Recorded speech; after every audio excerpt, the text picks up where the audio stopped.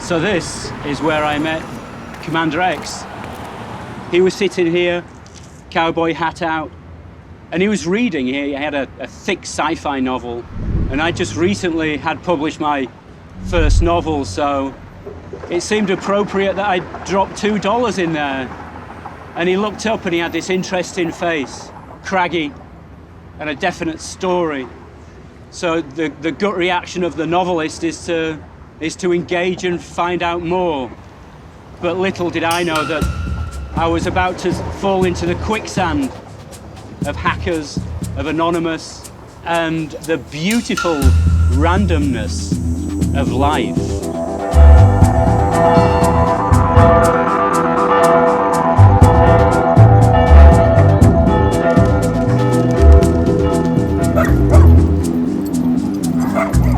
He saw me reading a book, and he's like, I wrote a book. I was like, well, you got one of your books? I came and brought him a book, and he read it. I wanted fucking stories. Reality had become a bit too much right then, and it was fucking great. It's a great book. I didn't have an idea for 6 weeks who this guy was. He was just a friend on the street.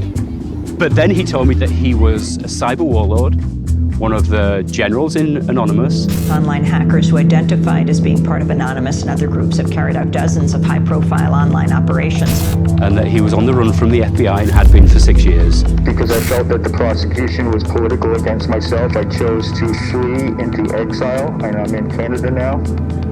And there was an article that could corroborate all this, and it was in the New Yorker, and I should go home and read it. Yeah, I mean, he's polite about it. Okay, cool, yeah, take a look at it tonight. But I knew from the look in his eyes, it wasn't buying that meat without inspecting it. I cross-referenced the name that was in the article, Christopher Mark Doyon, and up popped his mugshot from when he was arrested for trying to sell large quantities of LSD at a Grateful Dead gig in Indiana. And when his face popped up, I got goosebumps. It was a life-changing moment. I get the same look every time I reveal myself. I could tell that he was just like, dude, you really are this person.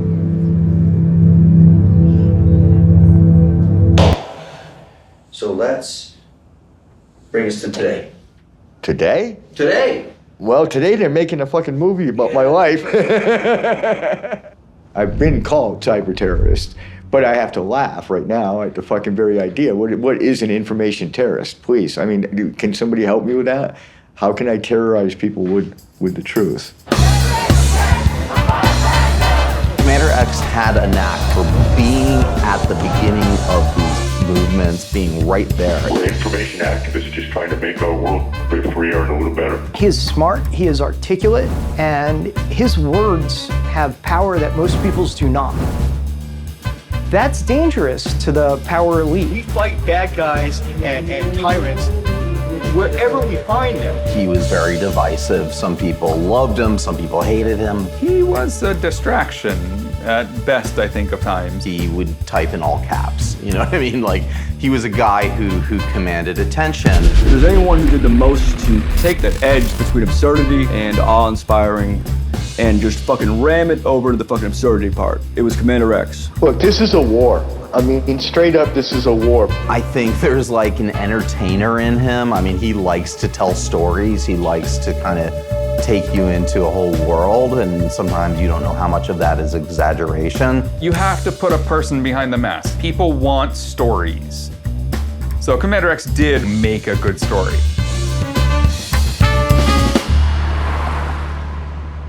I was talking with my editor at the New Yorker about doing a larger piece about Anonymous, and to me the story was, how has activism moved from the streets to the internet and then back to the streets? That was, I think, fundamentally the story I was telling, and Commander X was really the personification of that.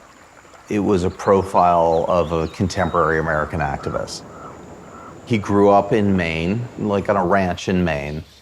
But, you know, he had a difficult life. He had a difficult upbringing. His father was abusive. My parents were not very good people.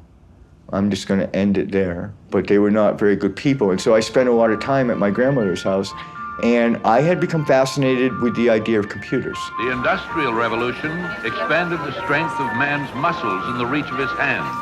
The Information Revolution is magnifying the power of his brain, changing forever the way Americans work, play, travel, and even think. I was always quite fascinated with the computer in Star Trek. The thing fucking talked. So I convinced this guy who worked for my dad, he was a pharmacist assistant, to bring me to the local university and show me a real fucking computer. So he brought me down to the university, sat me down, and of course I immediately sit there and I was like, hello, computer. Because the only knowledge I have of computers is Star Trek, and it's supposed to talk, right? And he's like, no, it doesn't work like that. And there was a program. It was a very basic chat program. As a friggin' 13-year-old kid, you're sitting there to shoot shit, kind of start talking back to you. You're like, fuck me, you know, that's incredible, you know. Then I went to my grandmother and I said, I need $100. There was no way to buy a computer back then. It was a kit that you bought, and then they sent it to you, and you had to literally solder the fucking thing together and then plug it into a television and a cassette recorder, and the cassette recorder acted as the hard drive. And I said, Grandma, just sit down, please, I want to talk to you. I am convinced, Grandma, that these things called computers are going to change the world.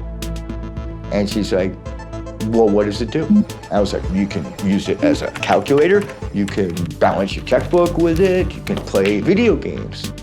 She leaned back in the chair and she says, well, I'm gonna spend $2 and buy you a pocket calculator, and then I'm gonna sit you down and teach you how to balance your checkbook. And then if you do all of that, I'll take you out to the video game store, and for $40, I'll buy you a Pong game. And you can just skip the $100 computer. I said, Grandma, you just don't understand. This is gonna change the world. It took me about a year to put the thing together. So you can see that coming into it from that way, in that fashion, just the fascination's never gonna wear off. Now, I'm like a kid in the candy store. I'm living my own science fiction. I wake up every morning, I get in front of that computer, I am not unhappy. I spend 10, 12 hours a day in front of that thing, and I just find it all fascinating every single fucking day I get up. He gets to Cambridge. He was sleeping on park benches. My understanding of it was just because he liked the mobility of it. He claims that he was always homeless by choice. And then I went to a Grateful Dead show. Inevitably, that was going to come into it. And it was in Boston.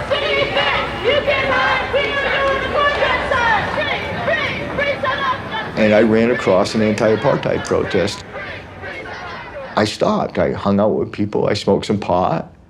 I was given flyers and shit. You know, you make friends with people that got a flyer in their hand, you're gonna read it. I was so angry that there could be a system of government in our century, in my lifetime, that you had to go into a police station and put your hand up to a color chart, and based on how dark or light you were, that's how many rights you got. That is fucking ridiculous. And then they're like, yeah, well, you know, thanks for hanging out with us, and you know, we're doing this thing fucking tomorrow.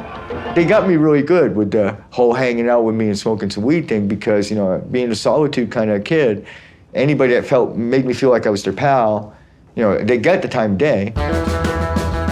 And, you know, of course I had to do other things. I went to a lot of rock shows back then. I had to make a living, and I did that at rock shows. Not only am I not ashamed, but I'm somewhat proud of the fact that we sold really good LSD. We would go out and do a US tour with the dad, and we would raise shit tons of money. And it just gelled more is all it did. I went to more Dead shows. I made more money. I went to more protests. Some dude with fucking cakey ass dreads, literally down to his knees, would sidle up to me and give me maybe a little piece of paper folded up like this in the passing crowd. And it would be the next ELF action, or the next ALF action, or the next protest against anti-apartheid. That's definitely the whole texture of the cloth, and it just gets woven tighter and tighter as I become more and more sucked into this idea of just permanent resistance to all this fucked up shit. The things like the Animal Liberation Front, the Earth Liberation Front, I did my tours of duty in both of those. And then eventually our little silly little hacker group that we called the People's Liberation Front, The PLF, we were more of like a little militia. We adopted these titles called Commander, and we'd all dress in camo when we went to protest and shit. And one day, my friend sat me down and said, look, we want to have a talk about something. A hacktivist group by the name of Anonymous had hacked the forums of the Epilepsy Foundation of America.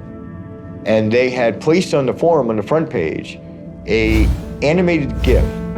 These GIFs, these animated GIFs, they strobed very brightly, they strobed very fast. They could take an epileptic and cause him to have a seizure just from looking at it. 4 people went to the hospital across the country. And these people were literally harmed by hackers thousands of miles away, physically wounded. It sounds so funny on one level. I get the lulls, I get why they did it.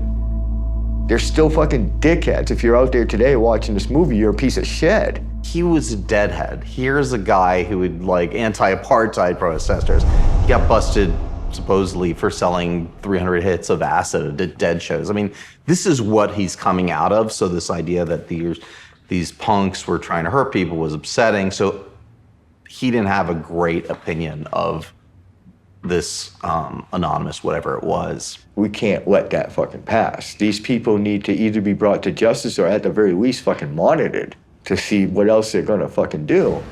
So I was tasked with literally infiltrating Anonymous. I was to go in the IRCs, spend as much time as I could, make as much contacts, not to get these people busted. This was not some sort of law enforcement thing. I just want to know what these fucking people are up to, you know? So that's how I get into Anonymous.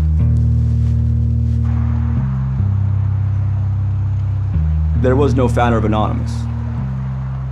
From late 2007 on, there was some degree of soft power that, in one way or another, managed to corral this phenomenon, and did so in ways that were effective, that allowed it to become a decisive force, sometimes in the history of nations. There was no reason to expect that that would last. Without a charter, without a structure, there was no reason to expect this would go on for too long. It is frankly shocking in retrospect that it worked for as long as it did. My name is Barrett Brown. I'm a journalist, an activist, and a gentleman adventurer. Anonymous was not founded, and I'm not sure if anybody would have taken responsibility for it had they actually founded it back in the 4chan days. The 4chan website, the image board that have been around since 2004, 2005, the primordial soup from which Anonymous eventually evolved. That was the crucible for Anonymous. So I don't think you can really understand Anonymous without understanding 4chan. There were message boards within 4chan. It was a forum for people on the internet to talk freely and openly about a variety of subjects. Then there was a board that was just the random board, /B, where you could talk about anything. That's where it became a bit more free form, and the idea was that your default handle was Anonymous. That was the name you were given. It was kind of like this hive mind of the internet. And so they started to do what they called raids, which was sort of like, hey, let's do like a little field trip on the internet, something fun and stupid. So they did, one of the famous ones was Habbo Hotel, which was this children's game, which they decided to infiltrate, have all these characters with afros. I think there was some like Nazi imagery. It was just about shock value and fun. Obviously offensive fun. I participated in some of these things, like some of this Second Life raids where they would don these bizarre, garish outfits and go around and wave giant penises, like at concerts they were having in Second Life and bomb furry nightclubs. I remember thinking like, the emergent organization that's going on here. This is a new dynamic that the internet has made possible. In a world where there's no more pioneer land, there's no more frontier, suddenly it was all frontier, every direction. I wondered, what would happen when these people realize what power they have and what greater power they could have if they were to adopt some shared ideology, some shared enemy even. And that ended up happening. Everyone knows that Anonymous existed, depending on how you look at it, all the way back to even late '03. But in reality, that was 2 people on a website, The strangest thing happens, in January '08, it becomes this, giant movement that the news is covering. And that was partially my fault. and definitely an accident. You know, I look back and I wish I could say, you know, I masterminded this amazing thing on purpose. No, I have no idea what I was doing, dude. On January 14th, 2008, up on 4chan, this video is posted of Tom Cruise being insane. Tom Cruise, Scientologist. Being a Scientologist, when you drive past an accident, it's not like anyone else. As you drive past, you know you have to do something about it because you know you're the only one that can really help. And another post comes saying the video is gone. And everyone's like, well, wait, why did that get taken down? That's Tom Cruise being insane. It's fucking funny. We decided that we're really good at doxing people. We're really good at getting their information and hunting people down, and use some connections to find the person who had the video. And by we, I mean a few of us who were on IRC, which is a chat system. We went and found the person who had uploaded that video and got their source, and we re-uploaded it. It was taken offline in like 30 seconds. Scientology at that point was watching YouTube for everything going by and like, got it again. And that actually pissed us off. You just don't do that. You don't take something off the internet. I remember talking to someone about this, and they equated to like a playground, and somebody took their ball. We have fair use laws under the DMCA, but YouTube was still caving because they didn't want to fight a billion-dollar behemoth like Scientology. The Church of Scientology had a long history, ever since the internet became a thing, of trying to control it, trying to censor materials from the church that they consider to be proprietary, generally things that are embarrassing regarding their beliefs. So we decided we were going to troll Scientology by putting out a press release. Hello, leaders of Scientology. We are anonymous. Over the years, we have been watching you, your campaigns of misinformation, your suppression of dissent, your litigious nature. It skirted the line between goofy and awe-inspiring. It happens to successfully veer towards awe-inspiring. Anonymous has therefore decided that your organization should be destroyed. This is ominous. Like, we're writing like, the internet is coming for you, get ready. We shall proceed to expel you from the internet and systematically dismantle the Church of Scientology in its present form. Anonymous promised an army would come and defeat Scientology, would come and bring just unprecedented chaos. It was about 10:20 at night on the 21st of January, 2008. I don't remember my birthday half the time. I don't know why this one sticks so well, but that we uploaded this video. And I think if I'm lucky, 20, 30 people watch this video, find it funny. We are anonymous. We are legion. We do not forgive. We do not forget. Expect us. I got woken up by my girlfriend at the time. It was like 4:30 in the morning. She's calling me, maybe 5, is right around there. And she says, turn on CNN. And I turned on CNN, and the video's on CNN. And I'm like, what is going on? You have nowhere to hide, because we are everywhere. And at that point, we're sitting there with 1 million views on the video, news reaching out trying to get a hold of us, Scientology paying big money to private eyes trying to find us, and an army kind of in front of us that are all going by the name Anonymous now. They promised an army. They didn't have it. But by virtue of making it clear, making it palpable, people wanted this army that would emerge from the internet and right wrongs. And so naively, we're like, well, then let's plan a global worldwide protest in every, major country on the planet. We're gonna be those old school protest types, but do it like the internet does it, so make it fun. We're sending Anonymous outside, so they better remain anonymous. So we're gonna need to cover our faces. The media needs something they can show that's the ominous thing, right? So we had to give them a mask. It had to be available. So we actually spent the next about 25 hours calling comic shops, costume shops, and literally every single city we tried to call had Guy Fawkes masks in stock, sitting in back that no one was buying, that they had discounted because everyone thought after the V for Vendetta movie that 1 million of these would sell, and none did. And we're like, well, great, decision made. It's the only mask we can actually use. Everyone wants a romantic version of this story. No, it was because it was the only one that was available in every single town we were gonna be in. It was ominous. It sort of created this mythology of Anonymous. Who is Anonymous? What are they? They wear these masks, And I think that was the time when Anonymous was really branded. And so having conceived of the Army and presented the picture, the Army came. They happened to be clever enough to organize all of these thousands of people who saw this video they made. And so the Army was materialized. The Army showed up. This is what the internet would look like if it went outside. There were women, there were people of color, every race, there were young and old, there was everyone. And we just weren't expecting that. We were really expecting the young hackerish 4chaner guys to all show up and that to be our little group of 20 that stood on the corner for an hour. And instead, all these other people showed up and it was great. And that's how Anonymous first became a decisive force. You have a thing now. What do we do with this? It had only been built for fighting Scientology. In reality, its whole goal was actually just to screw with them for a week. You know, again, this being so off the cuff and so completely accidental, every step of it, we didn't expect this to keep going. The Scientology protests at that time was funny as hell. And that's what eventually sold me on them. They really were turned out to be people that were authentic. So I'm hanging out with these people, and like I said, the vast majority of them, I have to admit, were good people. At that point in the story, there's just one of those cathartic moments that's about to happen for really everybody. And that was the release of the Collateral Murder video.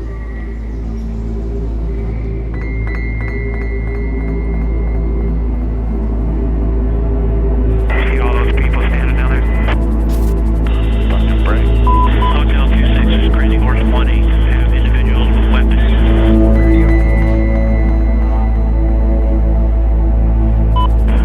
Anybody has element? How about an RPG? Alright, we got a guy with an RPG. Coming to fire. Light them all up. Come on, fire. They're right in. Within weeks of the release of that was an immediate thunderstorm of persecution fired off at WikiLeaks. WikiLeaks picked a fight with the U.S. Now the U.S. is fighting back in more ways than one. American lawmakers want to see founder Julian Assange. They want to see him tried under the Espionage Act. And the WikiLeaks website has its own trouble. This is a new news here. PayPal has announced it has suspended WikiLeaks' account, costing it a vital source of funding. MasterCard, Visa, and PayPal agreed to a behind-the-scenes U.S. embargo against WikiLeaks, whereby they all simultaneously, more or less, said, oh, we're not going to process donations to WikiLeaks anymore. Immediately, there is this fucking visceral rage because websites like the KKK or the Westboro Baptist Church have PayPal donation links on their fucking sites. But then, what? A publishing company like WikiLeaks just trying to get enough money to pay for their servers? And no? Are you kidding me? And so Anonymous just leapt that day, the day the donation portals came down. Anonymous said, we're coming for you. Supporters of the website WikiLeaks launching a sweeping cyber war this week. That's right. It's being called Operation Payback or also Operation Avenge Assange. And it's basically a loose affiliation of hackers that call themselves anonymous. This time they're turning attention to what they consider to be the enemies of WikiLeaks. Visa, MasterCards are the big hits they've had so far. This man calls himself Commander X and says he's part of Anonymous. The power of Anonymous is that we have the ability to affect change on the internet. Their method of choice, a denial of service attack, where hackers overwhelm websites with a huge volume of requests for information, crashing the site, says Commander X, for a cause. That process is the equivalent of a virtual sit-in. I can best sum up my philosophy with the quote that I'm so famous for and is, I admit, very fucking funny. You only need two things in this world to be a world-class hacker: a computer and a cool pair of sunglasses. And the computer's optional. You have a site online, all of a sudden we snap our fingers and that site is gone. Anybody can do it. You don't have to be a hacker to take down a website. You know, you can download a program and figure it out in an afternoon. These are all various DDoS weapons. This would be the equivalent of a rifle. And so now our target has been loaded, and as we say in Anonymous, poo, poo, poo.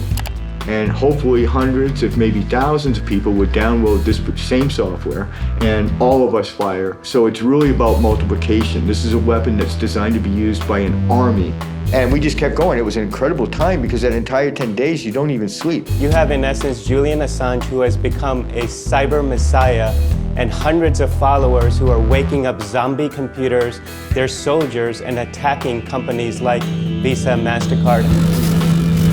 And this is the first time you really begin to hear during those 10 days, the FBI rhetoric was just over the top. You know, these are cyber terrorists. We're gonna shut them down.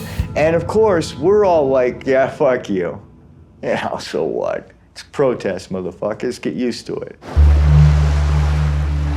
In the midst of that, I've been living in Santa Cruz, and I had a cabin up in the mountains, but I used to stay, and when I was in Santa Cruz, I didn't pay for a hotel.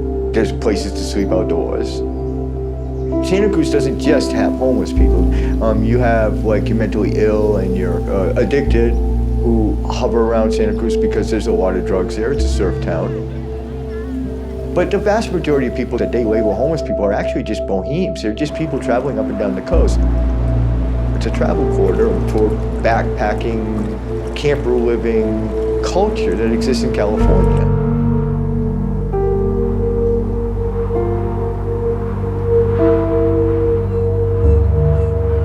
You will not make it illegal for a man to fall asleep on the fucking grass and give him a ticket and even put him in fucking jail. And when that doesn't pass muster in court, you make a law against people covering up with a blanket at night when they're asleep. Literally, they got a blanket law in Santa Cruz. I'm not even shitting you. These homeless people had a protest camp going called Peace Camp. We were sleeping on the courthouse steps. We're sleeping in protest. We're sleeping literally with a sign next to us that said, I am protesting the sleep law. That's why I'm sleeping here. There's people sleeping all over this fucking courthouse. What's going on here? It's Peace Camp 2010. So the camp has grown from an overnight sleep-in to a 24-hour hangout. We're stars, man. Peace Camp 2010. They can't get enough of us. We are the media darlings. I'm at Vanessa at the Santa Cruz County Courthouse, where homeless activists have been protesting city ordinances for more than a month. We have a squad of sheriffs on hand. The Santa Cruz Police Department despised all of us, professional protesters. Just notifying you're sleeping here illegally. You will have county property as soon as possible, okay? Lodging here illegally, there's a written notice for you. These people are not guilty because there's no public shelter. And the tension began to grow in Santa Cruz, very, very big time. Get rid of the untouchables. Looks like they're going to arrest us. Good chance. And I'd been arrested. Hey, Chris, you have a warrant out for your arrest. So I'm going to need you to go ahead and place your hands behind your back. Just go ahead and set those down. Nobody had any clue that this scraggly guy with a long red beard and everything is like one of the most notorious hackers online. With the name Commander X. I decided that I would harness my new friends that I was garnering in the Anonymous Collective. And I said, I got a plan. I said, I think I want to take down the county website.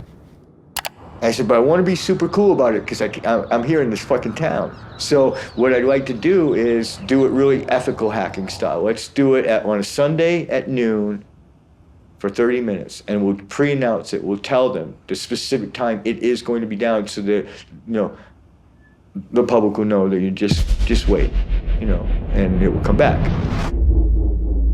I just went off and did it.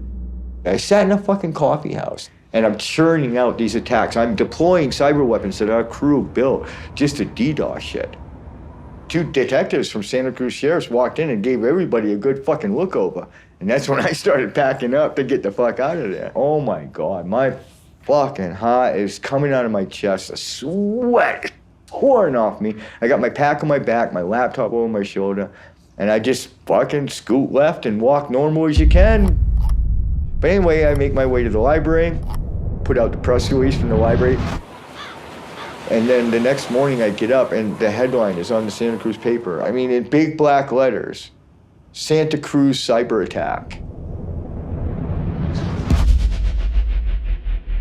And I just knew it was epic. And I knew that my life would never be the same again. And the other thing I also knew was that Anonymous was the most powerful force ever to be created in humanity so far. And that, no doubt, they were fucking coming for us. And coming for us with guns drawn, literally.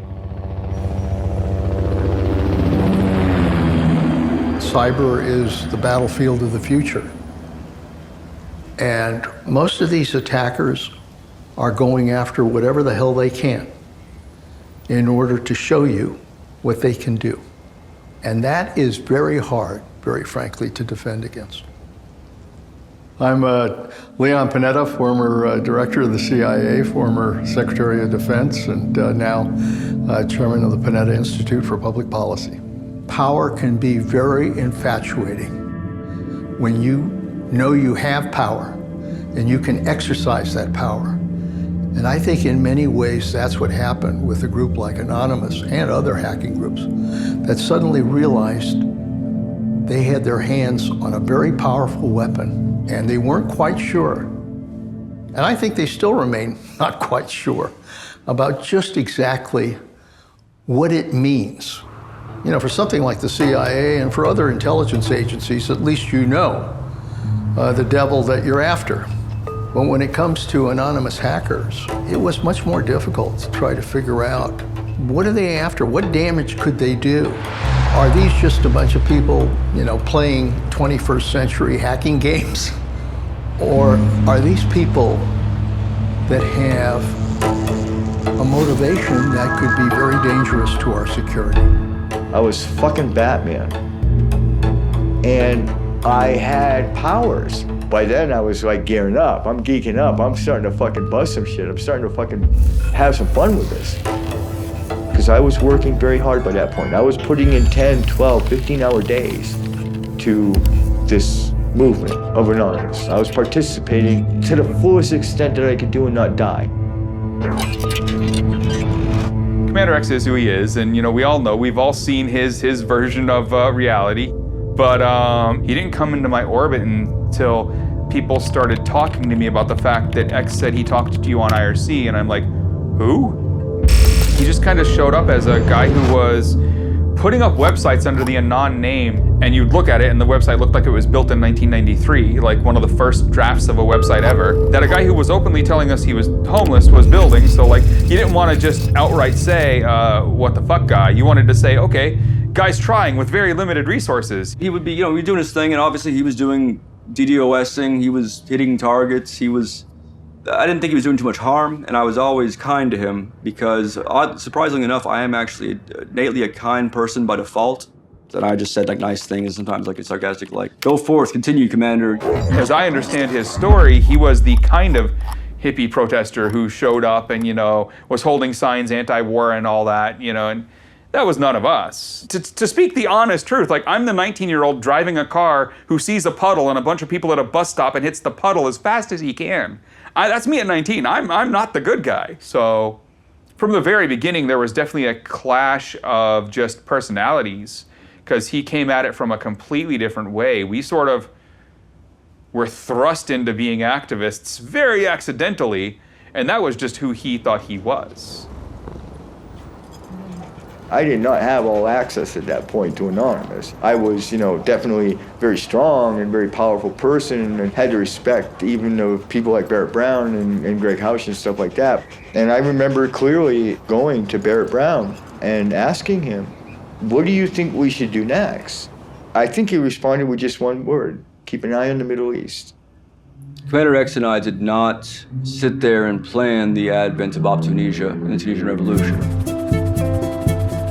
The Tunisian Revolution began when a fruit vendor in Tunis, the capital, set himself on fire in protest of the local corrupt police having taken away his assets for failure to pay a bribe. That is what sparked the initial conflagration. That's what started the street uprisings, the rage. It provided an enzyme, or sorry, a catalyst, rather. I'm not good at chemistry or much else. It provided a catalyst, a center of attention for those in the country who were aware of it to rally around. Tunisia is one of those interesting ones where they invited us in. We didn't even come and talk to them. They came and talked to us, you know? At first, we all didn't think we could help. I mean, honestly, strange enough, Commander X was the first one on that channel saying, no, we can absolutely do this.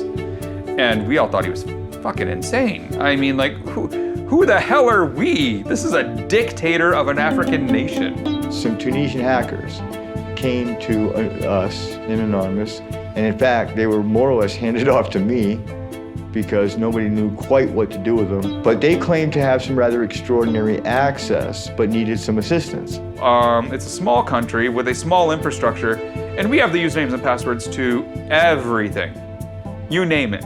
The water supply, like the radio stations, the servers that the president's email is on. You don't have to hack anything. We just have the passwords. Here you go. So we were able to prove that these people were receiving just enormous bribes, living like gods, while Tunisia drowned in poverty. And so now these people are really just fucking furious. Is this right? Who are the people who are planning on going to the streets? Are they our people? You know, are we helping some extremists who are gonna make it worse? So we did a lot of work with these guys, and we did, honestly, like days of research into who the president was, Ben Ali, who he was, you know, the dictator, you know. Turns out the people who were going to the streets were really the people, and they needed to overthrow this dictator. To the extent there is right and wrong, and that one can point to a large group of people and say that one is mostly right, that one is mostly wrong, there was never any question that we were right, and that if this was to escalate further, it would be a terrible thing for living involved, but I would personally be enthusiastic about that.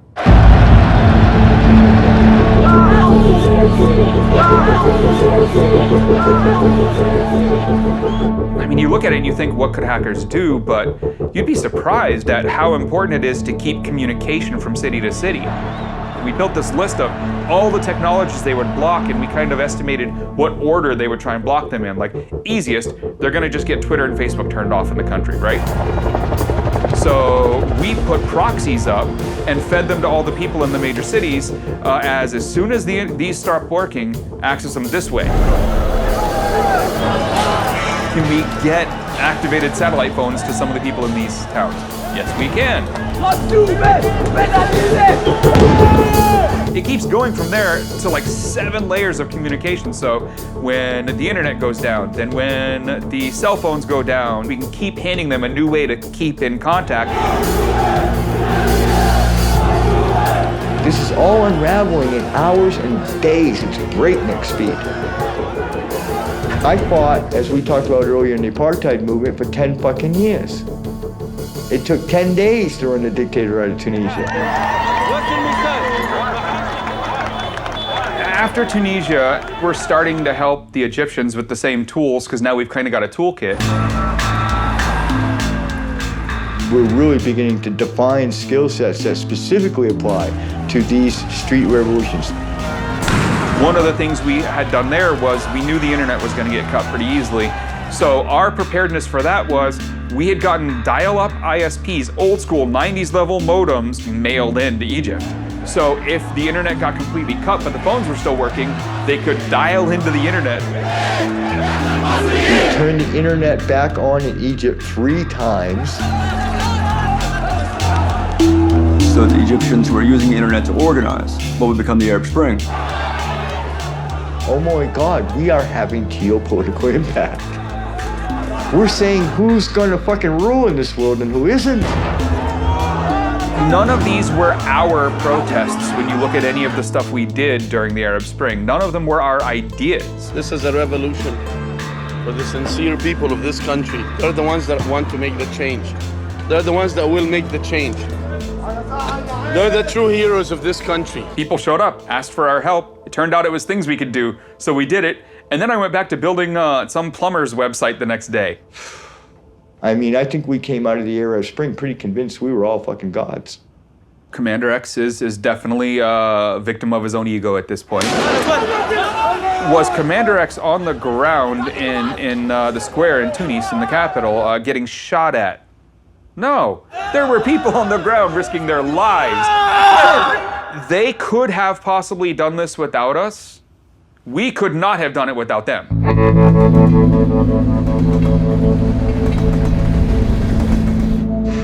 By the time the Tunisian Revolution was over, by the time Egypt had started, the FBI raided 40 US households on a single day in late January 2011 over these DDoS attacks that slowed down MasterCard's corporate website. and Visas and PayPals for a couple seconds. Armed raids with families being held at gunpoint in some cases. They were gunning for us. This is like fucking war. Dozens of FBI agents targeted alleged members of the loose-knit hacking group. Armed with search warrants, agents hit 6 homes in New York, along with locations across the country, seizing hard drives and computer accessories. It's all at the same moment, literally the same fucking moment. That's how they do this shit.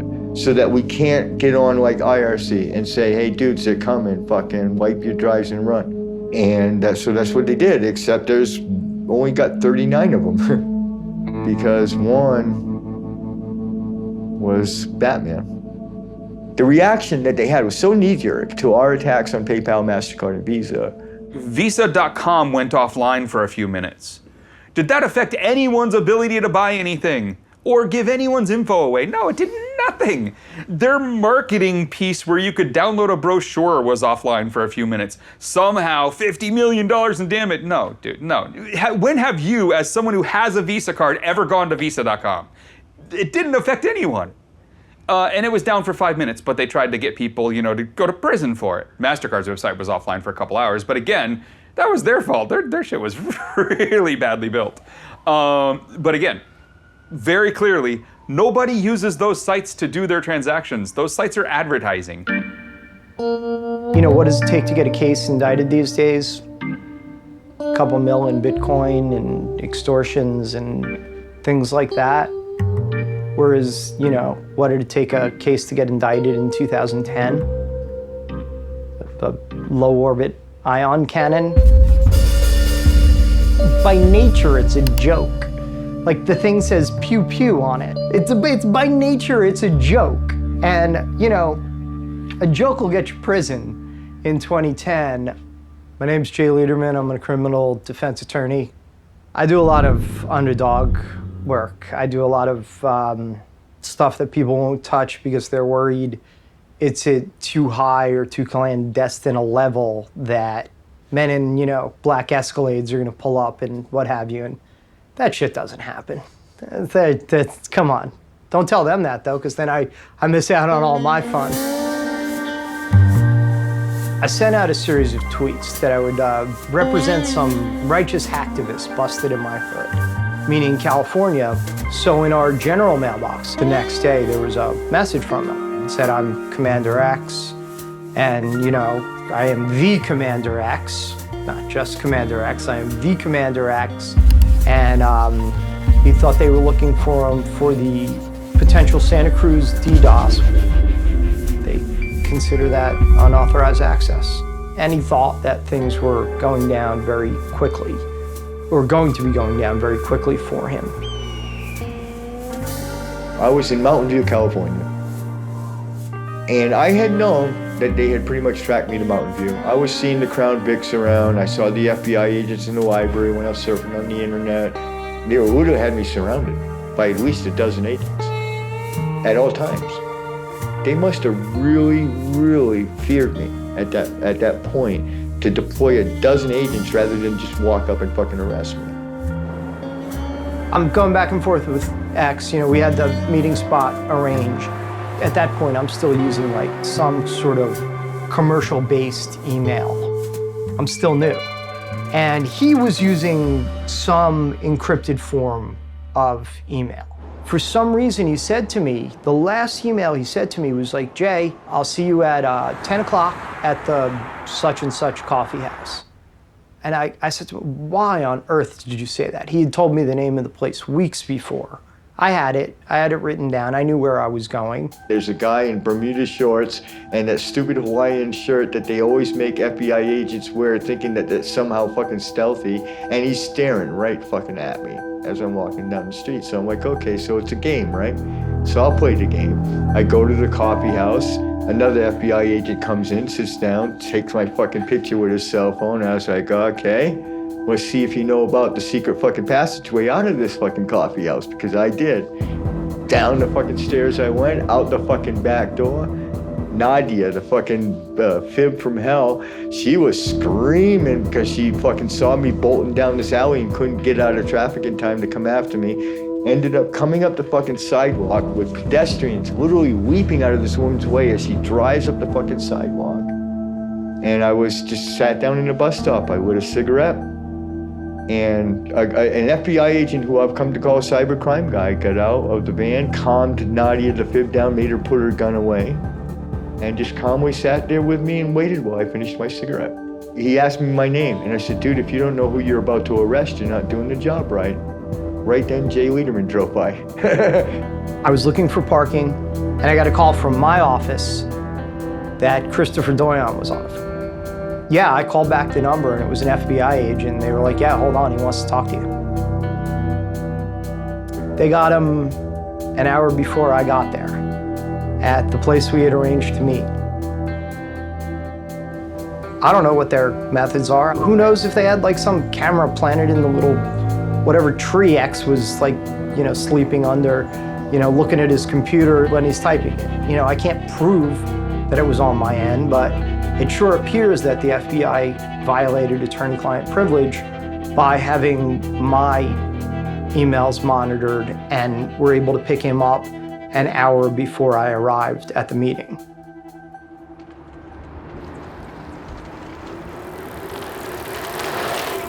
At that point, I went through a couple of days of court hearings to determine exactly what the fuck they were gonna do with me.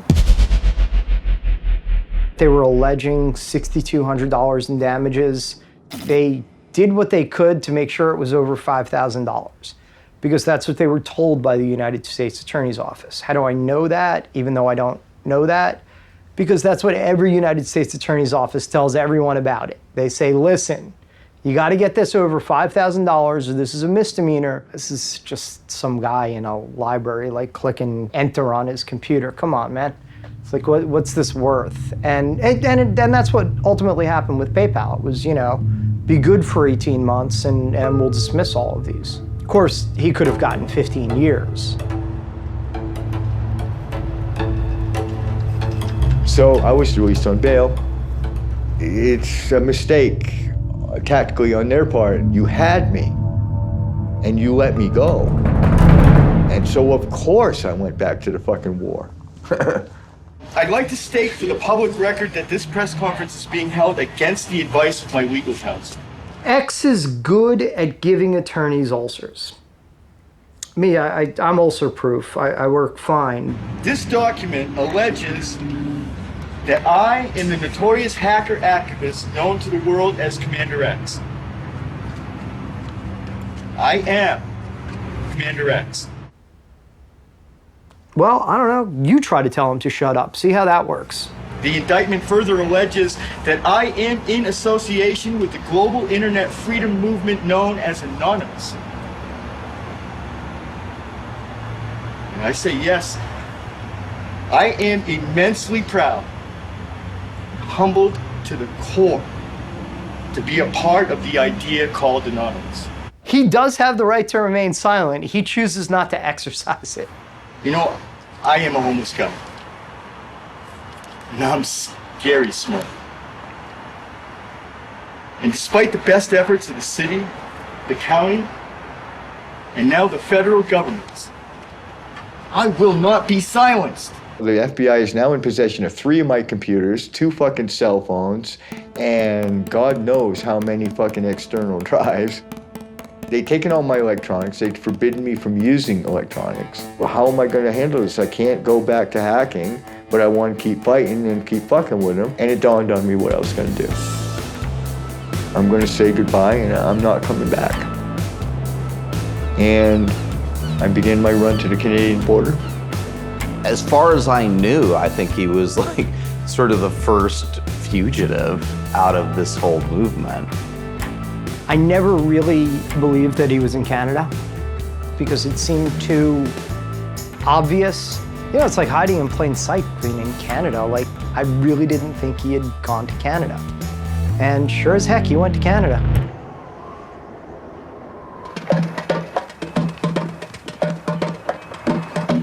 If you want to call me a terrorist, I've got no problem with that.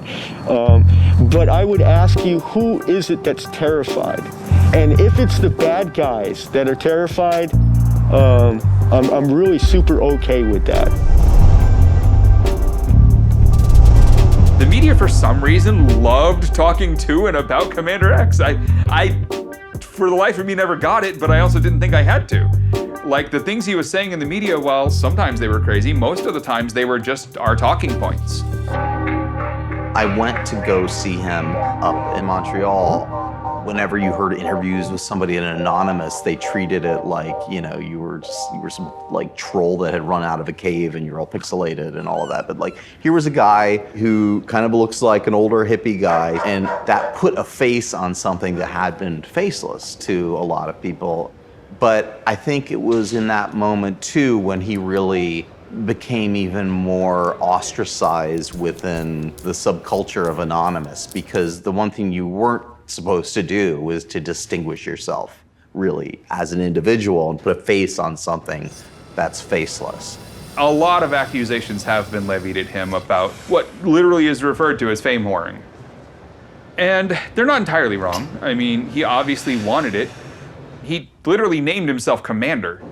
His own version of the story, you know, very much says that he came in and was, you know, helping to make things better and, There were certainly people who just felt that Commander X didn't deserve to have a feature in the New Yorker about him. It was that line in the New Yorker, but I forgot who said it, but it was like, you know, I really got sick of Commander X when he started comparing himself to Batman. That is a line that if it is said about you, if it is written about, if it is something that everyone agrees with, if it could be uttered in truth, should be enough. But let me go further. He was an albatross, he was an anchor on all of our necks. he would claim that like actions were being taken that weren't being taken at levels that just we weren't working at that time. His alias is Commander X, and in some recent interviews, he's made some startling claims. He says that Anonymous may very well be the most powerful organization on Earth, and that the group of 50,000 members worldwide have access to every classified database in the US government. People would then be like, why did he say that? I mean, that just sounds stupid. Like, we could bring small children in here and like we could tell them, oh, we have access to every classified data, and like a 5 or 6 year old would suddenly work that out and be like, well, how do you know, first of all, that you have all of them, and second of all, you know, why would you say that out loud if you really did? Wouldn't that be a massive security breach? Talk a little bit more about that. Well, I have nothing more to say. What do you want to know? It was getting to people because he was also making the message look bad. Like, he says this that's obviously insane, then another Anon says something that's obviously true, but they're all insane. Several weeks ago, I began research and experimentation on the development of a software program and kit that, when downloaded and installed, would allow the user to conduct true time travel, essentially turning their home computer into a time machine. This is literally a fucking email he wrote in 2009. I was taking a break from reading up on the theory behind sonic time travel, and I was sitting under a tree. Sitting under a tree, that's obnoxious. I was wondering idly if I would ever crack the theory of time travel. How could you even wonder that? At that moment, myself from approximately 25 years in the future came strolling down High Street. The me from the future, less than 10 feet away, turned and actually smirked at me. I guess my time travel software kit works. That's Commander X. That guy was among those people who, when I was not able to formulate the message in the background or the foreground with the press, it was him. And it was increasingly him. And then when I went to prison, it was very much him.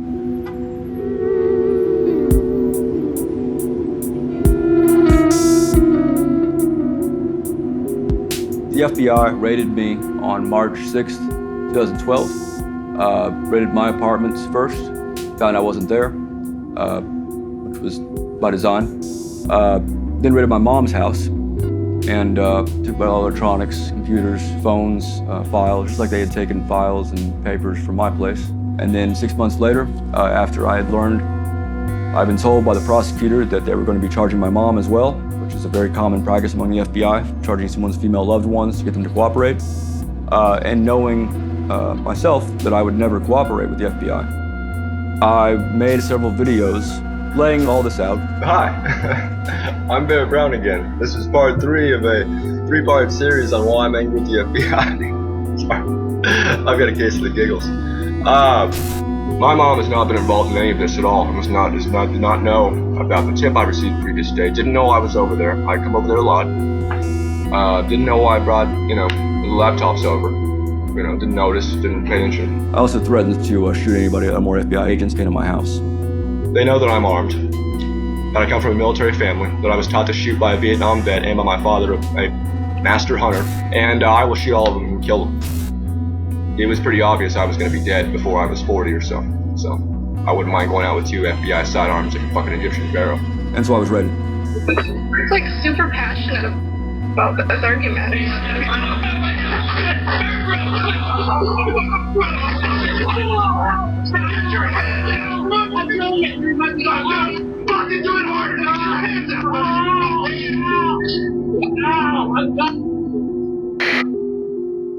Oh, is Bear getting fucking raided by the FBI? Holy shit! A few months later, I was charged, this time with 11 counts of aggravated identity theft.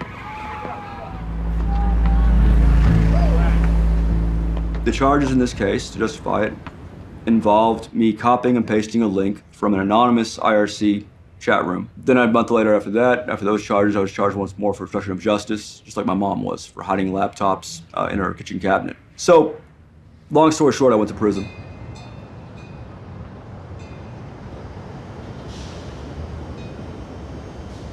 If America is supposed to be the bastion of liberty around the world, how do I even end up here in Mexico? How does shit like this even happen? The Computer Fraud and Abuse Act is one of the worst punished statutes out there, in that the amount of time you can get in relation to the harm caused is astounding. Yeah, okay, I'm a criminal. What I face now is 12 years in prison. This is hanging over his head, as does an absconding charge now. So now on top of the 12 is added another 7. So we're now talking about 19 years, and I, in prison, do not have that long to live. So it's a life sentence. And for me, that's the line in the sand.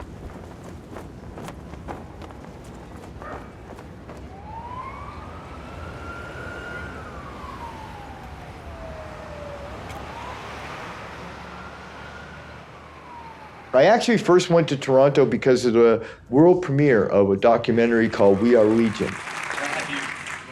Introduce yourself.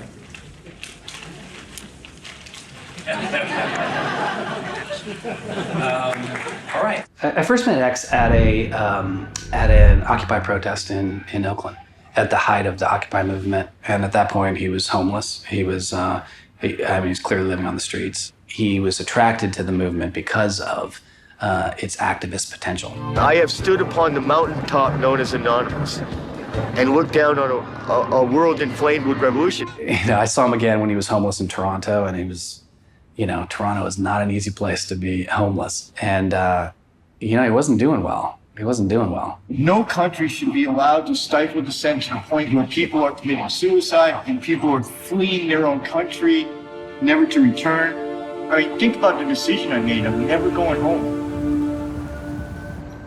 Something about the city made me feel like it would be a very awesome place for me to take a bit of a break and maybe blend in. I'll settle here. Seems all right. And so I met Ian Thornton when he was just walking down the street. As a recently turned storyteller, this was gold dust. I mean, there was no master plan to do anything with it, but viscerally, this is the sort of thing that a storyteller dreams of. Truth being weirder than fiction, this had to be investigated. Almost every person who I've ever revealed myself to while I was on the run all said the same thing. Why did you tell me? Why would you do something that stupid? And Ian, too, asked me, why would you do that? And it's simply because I needed the help. So this, for several years, was the bedroom of Commander X. And quite uncannily, someone has been using it as a bedroom. He slept with his laptop underneath his head. He would wrap it in bubble wrap, particularly during the winter, make it watertight. And then if he were disturbed during the night, at least his laptop was under his head. And he'd get up every morning, he'd go to the coffee shop, and that's where he'd start his electronic warfare and mischief and intrigue. He helped me write the books because I didn't have an agent. I didn't have a lawyer. I didn't have a publisher. You know, he gave me safe houses whenever I needed them, hotel rooms, Airbnbs. He had a cottage out by the lake.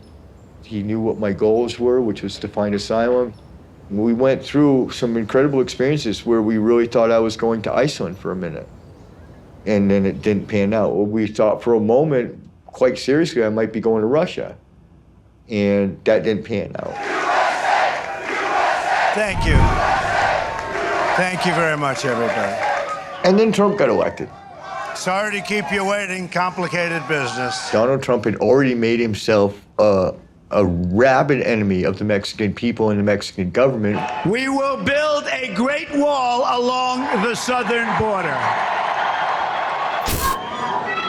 And Mexico will pay for the wall. You can use my walls. We will never pay for that fucking wall. Trump had really ratcheted up the tension between the two countries. And when you're looking for asylum, this is what you're looking for. It's a political hack. You're essentially looking to pit two nation states against each other for the sole purpose of creating a tiny bubble of freedom for yourself. So Mexico is looking really in play here. The big problem, of course, is geography, right? I've got to go back into the United States of America. And do I really want to go back from being a political dissident in exile in Canada to being a fugitive, both boots on the ground? And so I produced a 30-page PDF and called Ian to the coffee house. I said, so what do you think? And he said, you're not going to actually do this, right? And I was like, yeah, I think I'm going to do it. I said, well, I want to help. And so that was born Operation Golden Eagle. Golden Eagle, for those not maybe up to speed, is the national bird of Mexico. They made a nice code name. I secretly contacted Barrett Brown, and I said, do you want to come with me, dude? You want to get out? When I won't go to Mexico with you, when I'm, to leave a country that I have increasingly come to despise, it means I don't like you and don't think much of your planning ability. And his decision was no. How many times do you have to flee the country? I just want to do it once.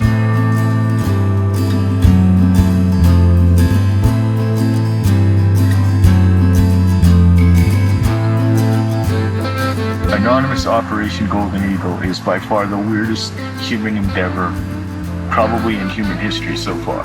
It was the most elaborate, thoughtful, anonymous operation that I have ever been a part of. 100 kilometers to Altoona begins now. This is southeastern Manitoba, Canada. We knew it was hunting season in Manitoba. We knew if I was going to go through the woods in Manitoba, I might get shot at. And I did. One has to fucking wonder how a hacker from Cambridge ends up in a place like this. And out of Altoona, I will break back into my own country. And guess what? This is our first camp in the United States of America. Because that, folks, that's North Dakota. I'm now, by my own choice, a full-on fugitive. Wanted dead or alive. How do you like them apples? I'm actually taking a cab right out of Pembina, straight to Grand Forks. From Grand Forks, I'm catching a Greyhound all the way to El Paso. All the way to what we call in this operation the exit node, which is El Paso. El Paso is the city that I'll stage my exit out of America. If something's gonna go wrong, it's gonna go wrong on these 15 kilometers where some cop jacked me up way the fuck out here because I can't explain what the fuck I'm doing out here.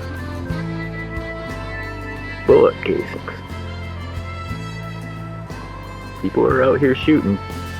And if I don't make it, or if I'm killed by bandits, or if I'm captured by United States authorities in the last 1.5 kilometers to the border, I want you to know I did my best, but hopefully I make it.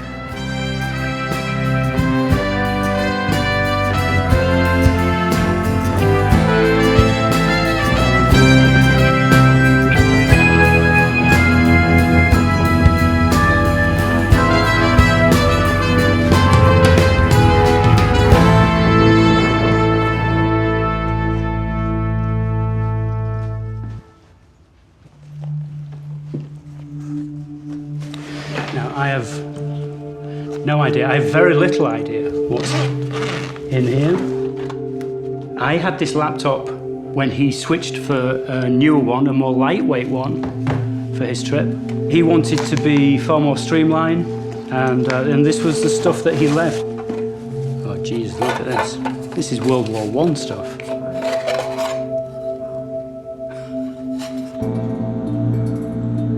When I hugged him at the Greyhound station in September 2017, I didn't think I was going to see him ever again. But I will be surprising him in Mexico City on Guy Fawkes Day.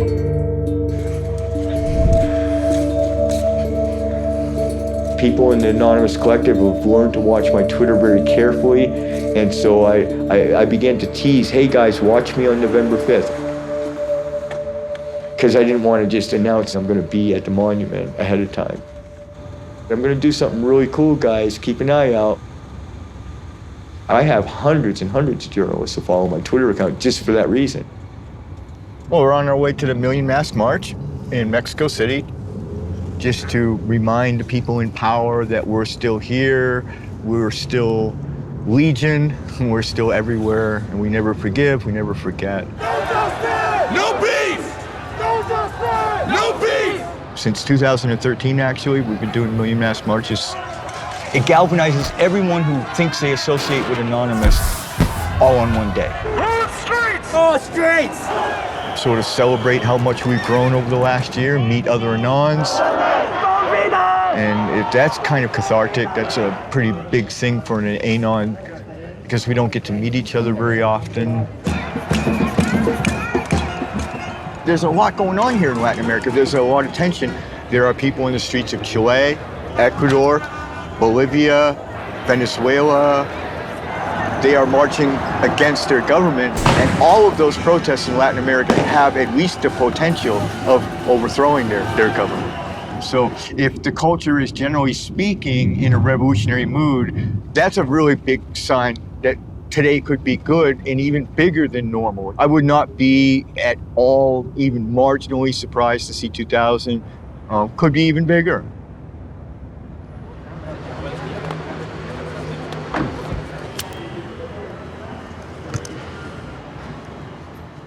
Ha ha ha! Look at this, you. Okay, come on, get him in the truck. Get him in the truck, quick. We gotta get out of here. We gotta go. We'll talk on the way. Let's go. God, dude, look at you. You brought a mask, right? They took them off me at the airport. They are illegal to bring them in? I don't know, but I had 4 of them. They took them from me. Oh, we have our wits about us. That's not good news, actually. That's concerning.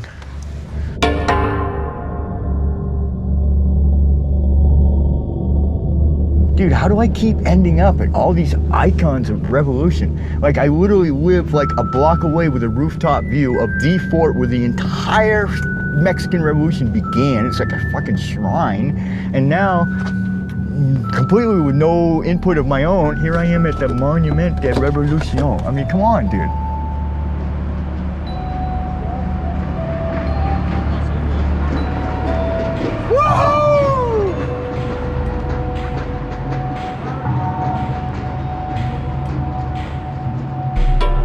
Today is a Million Mask March, Anonymous Million Mask March, and Anonymous has always supported Julian. So all over the world, Julian supporters decide to show up on this day, on November 5th, and wear a Julian mask instead of Anonymous mask. Julian Assange expuso corrupción de gobiernos mundialmente, también expuso crímenes de guerra de todo el mundo. También expuso las corrupciones que existen entre las corporaciones y por todo esto ha sido perseguido, ha sido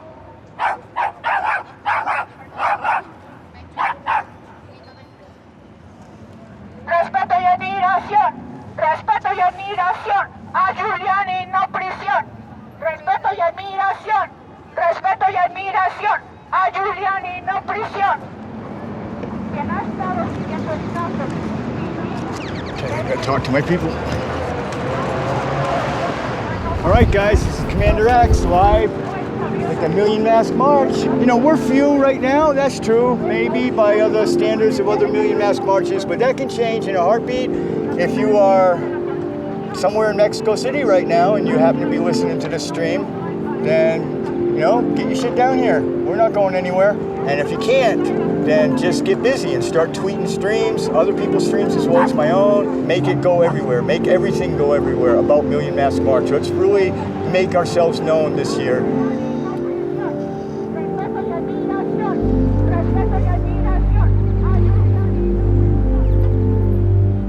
Your life is completely used to this. Mine wasn't. So when we started to live our adventure, I was doing stuff that was completely foreign to me and was scary. And the crescendo was when you cut your way into Mexico. You know, I started out with a great idea, and then it was sort of like flying at 100 miles an hour off a cliff in Juarez.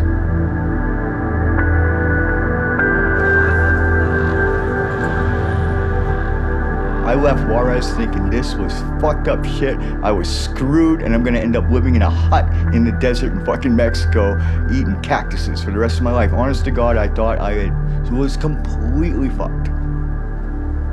There was a point in time where I gave up hope and quit even trying, and that's when I went and got Xander. Hey, look at you. 3 months old. That was the moment when I was gonna just leave this mortal spear, or mortal coil, as they say. This is Xander's first Christmas on planet Earth. Oh, look at the size of that fucking bone, buddy. I decided to give it one more fight with, like, literally the last bit of me left. It's a weird thing, and I mean, thank God it turned around, I guess, right? And I didn't cash out. I guess, really, you kind of got to thank my dog for that. I mean, really, how weird is it the world might end up getting saved by a fucking dog?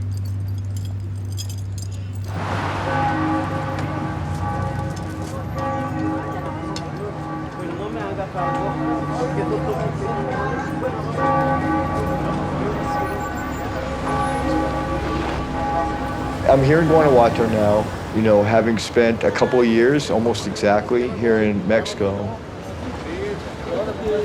You know, I've moved around a lot, I've met people, I've generally tried to build a network of friends to help me. They're the same, right? Same size? Same.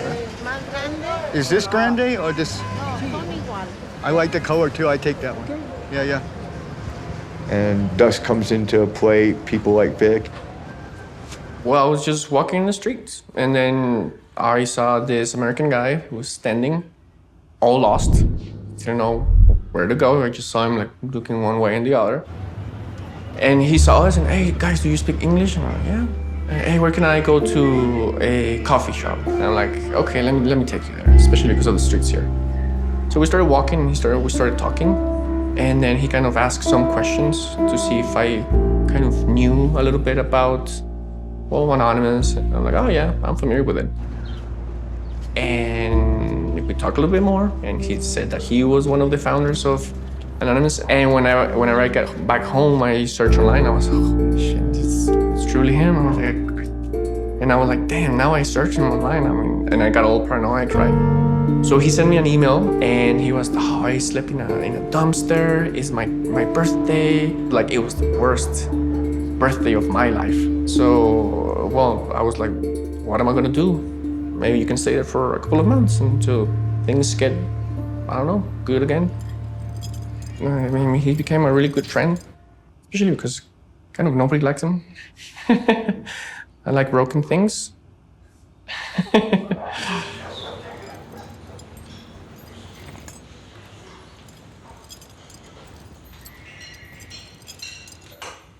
Es como parte de nuestras vidas, entonces nos ocupamos de él, nos ocupamos como de lo que necesita.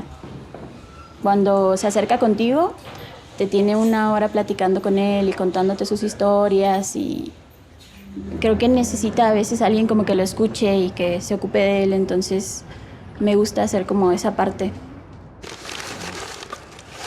Make sure they don't get fucked up. I'm broke and I needed to sell some books to make grocery money. There it is. Yes. Alrighty. Like a herd of fucking stampeding turtles. We're off. Most of my friends were not actually aware of any of this. I was just the eccentric American who lives in Guanajuato. Nobody knew anything about me, and so I felt that it was incumbent upon me to let them know that, hey, actually, I got the secret. And I mean, I tried to put myself in their shoes for a moment and think, wow, what if I found out that Vic was like friggin' Batman? You know, that's the kind of level of revelation this is. You know, you got a really serious secret life here that nobody knew about. Creo que estuvo bien lo que hizo en algún momento, creo que fue algo importante y significativo para él y para otras personas, pero creo que ahora él tiene como que hacer otro tipo de cosas, ¿no? Ocuparse de él mismo, de su perro, de su vida, cosas que a lo mejor no tuvo tiempo de hacer después y ahorita podría, porque necesita. My goal is to confront the Mexican government, surrender to their authority, and make my case for asylum because in this country, I have the right to do so. As an underground, as a dissident, I've lived amongst you. And I've had a very normal life. I mean, I've been so fucking happy here. And that normalcy is just a taste of what I hope that I can have if the government of Mexico will do the right thing. They will let me stay here in this country, in your country. And if fate will allow me to remain in this city, that's what I want to do for the rest of my life. Is Commander X on the run for a good reason? I honestly do not know if Commander X is on the run for any good reason. I don't know that he represents a serious threat to law enforcement now. I mean, if you were to take the top 1,000 or 2,000 biggest threats to our cybersecurity in the United States, my guess is Commander X isn't anywhere near that list. I've done several cases up in San Francisco, and the person who was, prosecuting his case initially is the head of the unit now. And it's been a couple years, but I mean, the last time I talked to him, he's like, say hey to Mr. Doyon, we'll see him at some point and we'll get ourselves reacquainted. I would have no doubt that he would be a prize trophy on some U.S. attorney's wall. There is so much that is inexcusable that what happens to all of us, starting with that incident with the 40 U.S. raids by the FBI. 40 homes raided by armed FBI agents over a incident that slowed down a corporate website for a few seconds.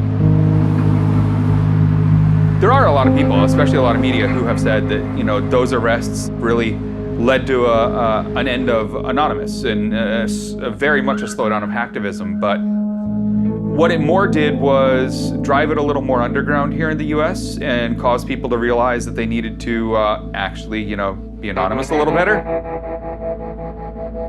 I would remind any cognizant human being who considers himself a citizen of a democracy driven by informed consent, when someone like me is targeted or someone else, a whistleblower, is targeted, we are not the ultimate target. The public is the ultimate target. It wasn't to fuck with me. It was to prevent you from being able to act as a citizenry, which no one in this community, the intelligence community, the DOJ, FBI, no one considers you and your informed consent to be a proper thing. If you don't understand that that's a subject matter here, you are not a citizen. You're part of the problem. I've heard all the arguments, and I understand this is about freedom of information, et cetera.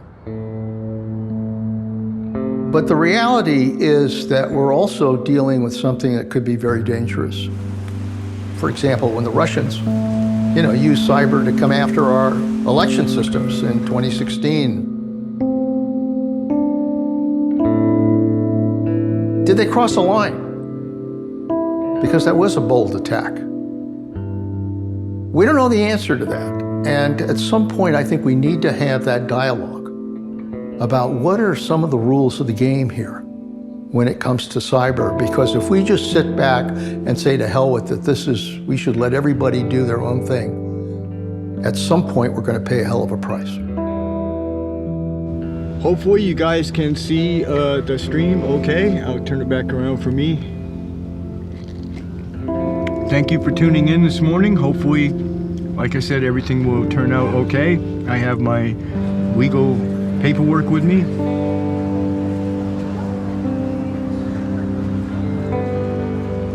But here I am, cameras in tow and everything, requesting political asylum and emergency refugee status.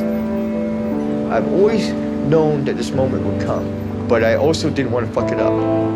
So I wanted to make sure that the moment was perfect, and I believe that we're in that moment now. You know, it's the end of a long fucking run, 10 fucking years, and not at all sure that I would ever make it to this moment. I bought these boots just for the journey. The day I left Toronto to come here to Mexico, I bought these boots. Those boots I traveled 10,000 kilometers. 10,000 kilometers. You make the decision, then yeah, of course, you instantly accept the consequences. And the consequences of this decision is I would most likely never go home, except perhaps in a box.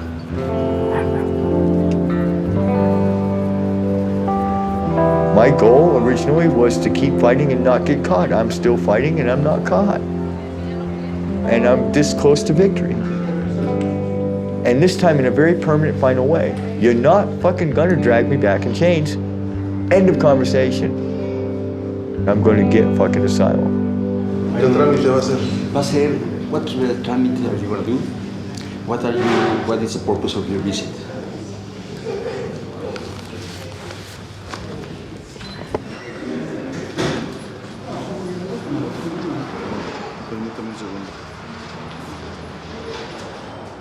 And now being 99% sure that we got our ducks in a row and the things are in place that need to be in place. And I will be, I believe shortly, surrendering myself to the authority and the sanctuary and the safety of the Mexican government.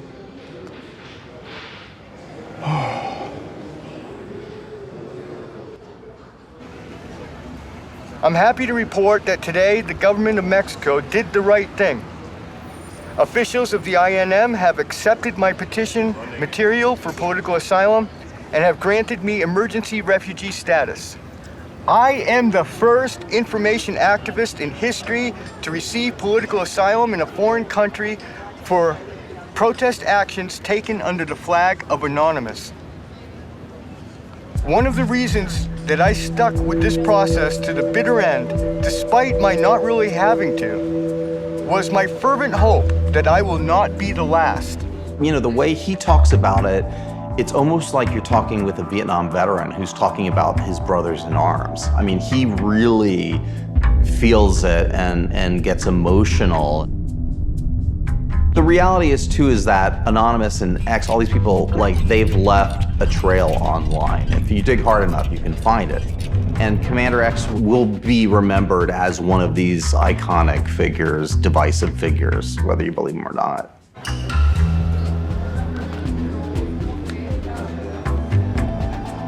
Yeah, well, now that he's almost Mexican, but not speaking Spanish, it's gonna be very hard for him.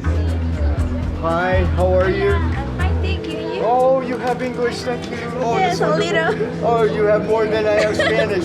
One burrito, one latte. Okay. Perfecto, thank you so much. This is gonna be a lot of fun. Like watching him, like getting a job, being stable, having routine, like work. I think it's gonna be even harder than getting the residency.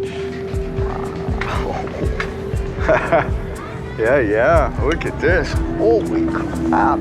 I'm always sort of concerned for him and about him, but I sense there are better days ahead for him. He's now a bona fide, or he feels like a bona fide human being again. He has a piece of paper from a government with his picture on it. And even for an anarchist and a maverick and a rebel such as he, That seems to make him feel somewhat whole again. As for him and his activism there, who knows? Vamos a saludar a mi amigo Pancho Villa. Que le vaya muy bonito. Hasta luego. I don't know, like his personality is kind of like a big fuck the system, a big I don't want to be part of this. So he's gonna find a way. He's always gonna find a way like to push the boundaries of the system, and I think that's cool. One last shot of this beautiful square here. It's a beautiful church. And this incredible historic square of San Miguel de Allende, the city where I won my freedom here in Mexico. Thank you guys. I'm gonna tune out now. Thank you guys for watching, and I'll see you all later tonight on Anonymous Fights Back. Look for that on Twitter. I'll be on. Expect me.